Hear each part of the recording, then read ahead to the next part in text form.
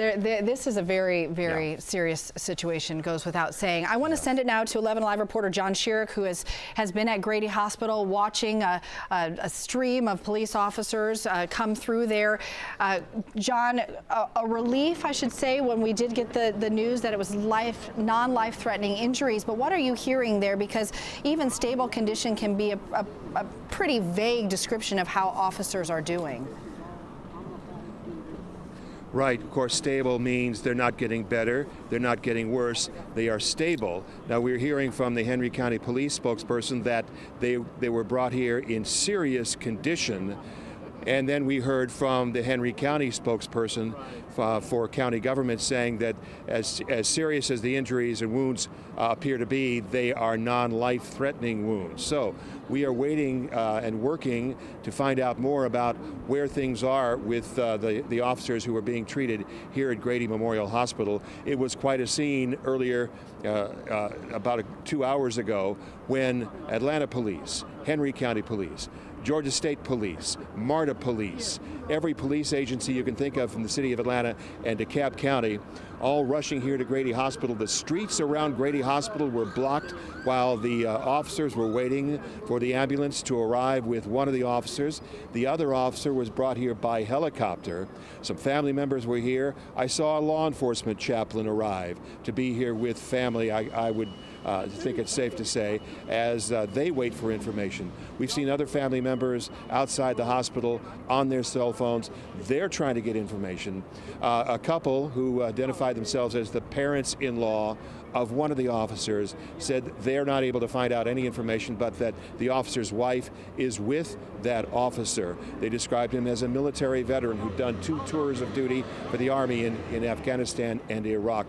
Very proud of their son-in-law and very worried and concerned, as you might imagine, might guess. So we're working to find out more here at Grady Hospital as doctors treat these 2 officers. Cheryl, back to you.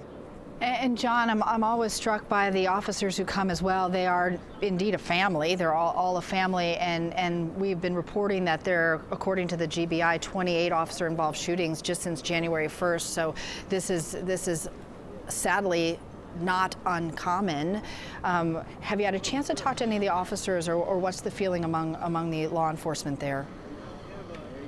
No, not yet. The officers, as they drive here, they gather down at the end of this street where the emergency entrance is, and they talk with each other and then go inside to be with each other. And that count of 28, I know it was 27 on Monday when we covered the officer-involved shooting in the city of Union City. And then, will this be the 28th and 29th? The GBI, as far as I know, has not yet been invited by Henry County Police to participate in an investigation. Those numbers are for the number of cases that the GBI has investigated since the first of the year by request of the law enforcement agencies whose officers were involved in these shootings. Right. So the GBI, as far as we know, is awaiting that sort of request from Henry County, if in fact that request comes. But this situation certainly is fluid in Henry County, and all of the officers that are tied up there trying to bring a peaceful resolution, at least as far as they can at this point, are probably not thinking yet beyond where they go from here. And maybe we'll learn something more this afternoon as to whether the GBI will participate in an investigation here. Right, you make a great point. We did check with the GBI. As of this hour, they have not been requested on this case, but it may be, as you point out, that it's because the case is still playing out as we speak. And John, you know, I was just thinking about just in Henry County. I know that you have covered this as well. I remember in December, Officer Michael Smith was killed as he was struggling with a suspect. So Henry County has experienced tremendous loss just within the last few months, and here they are yet again. Hopefully, you know, these officers can make a full recovery, but 2 more officers here in the hospital. and these investigations last for months and months, necessarily so they can get all the information, all of the details that they need. You recall in Locust Grove, just over a year ago, when a Locust Grove police officer, Chase Maddox, was shot and killed in a confrontation with the suspect. 2 Henry County Sheriff's deputies were shot and wounded, and one of them is still in recovery and having a long, very long and difficult recovery, but is expected to return to duty. The other sheriff's deputy has returned to duty, and it was just in the past few days that investigators confirmed that officer-involved death, fatal shot, was not friendly fire. That was one aspect of the investigation that they felt that they had to investigate and assure everyone that there was no flurry of bullets where perhaps a law enforcement officer's bullet had killed Chase Maddox, and they wanted to confirm that it didn't, and they did confirm that it was the suspect they were trying to arrest who fired the fatal shot. So that's a year now since that terrible tragedy and terrible incident, and then the case in December where a Henry County police officer was going to a dentist's office to respond to a report of a man who they were concerned was causing some trouble in the dentist's offices at like 8 in the morning. No indication that there would be any sort of violence or any trouble, and that it was a struggle for the gun, and the officer was shot in the face, as I recall. And Michael Smith was treated, and they worked very hard to help him, and hoping and praying that he would survive, and he did not survive. So every law enforcement agency is touched whenever there's an officer-involved shooting, and certainly many of the law enforcement agencies around here continue to be impacted when one of some other agency's officer is wounded in an incident. That affects everybody, and everybody is doing all they can to support the officers and their families. No question.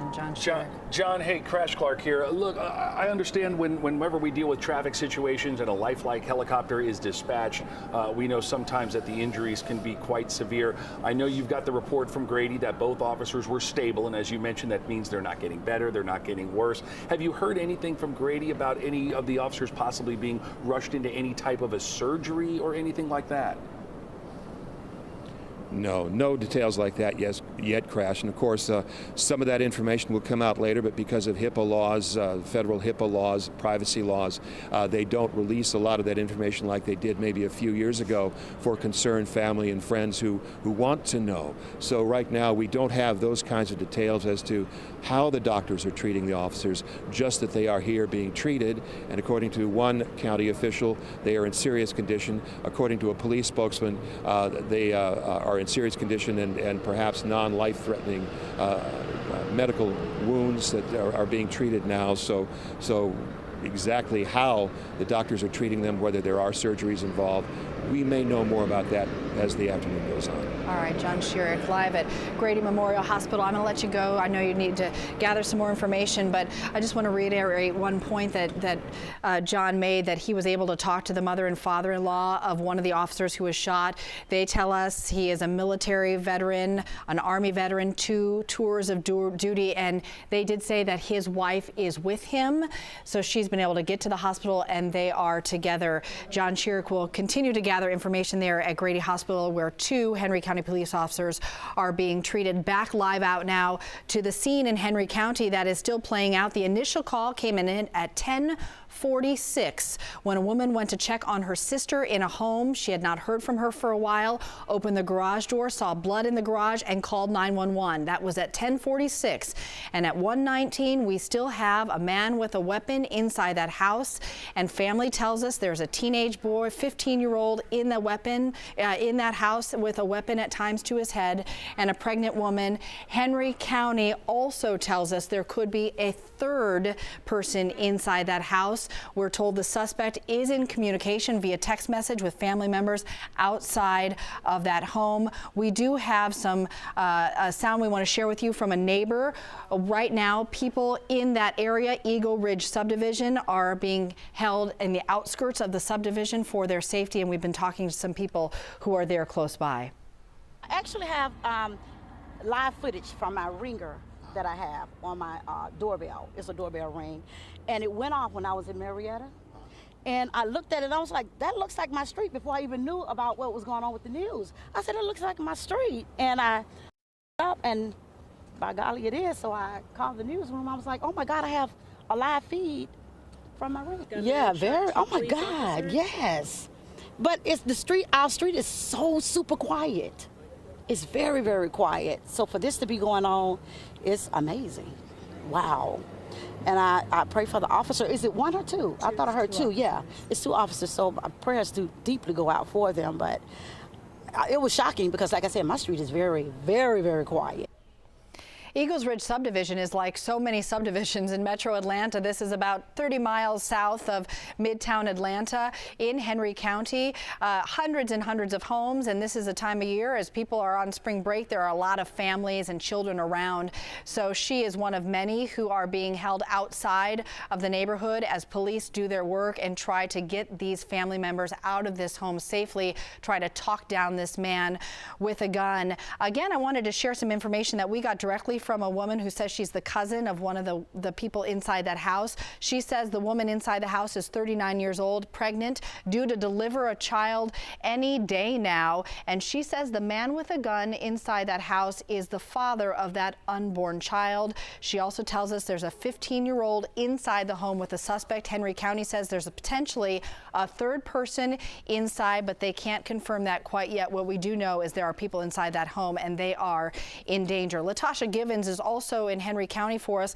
Latasha, what can you tell us? There are just dozens and dozens of police officers there from many different jurisdictions. That's right, Cheryl. I can't remember the last time we've had a breaking news situation where I can count more than 10 different agencies from different departments all around the surrounding counties. I am standing actually between two different subdivisions, the Eagle Ridge subdivision and the Highlands at Arbor Cove. And if you take a look, you can see police departments from various agencies. This is just a different vantage point. Another thing that we are seeing on the Eagle Ridge subdivision side, the street is blocked off, but neighbors are trying to figure out what's happening. So what we're seeing is officers redirecting traffic, trying to answer quick questions as they can, but also monitor the situation and make sure that they remain safe and the other officers who are working this scene. We're going to continue to gather some more information and we'll come back to you shortly.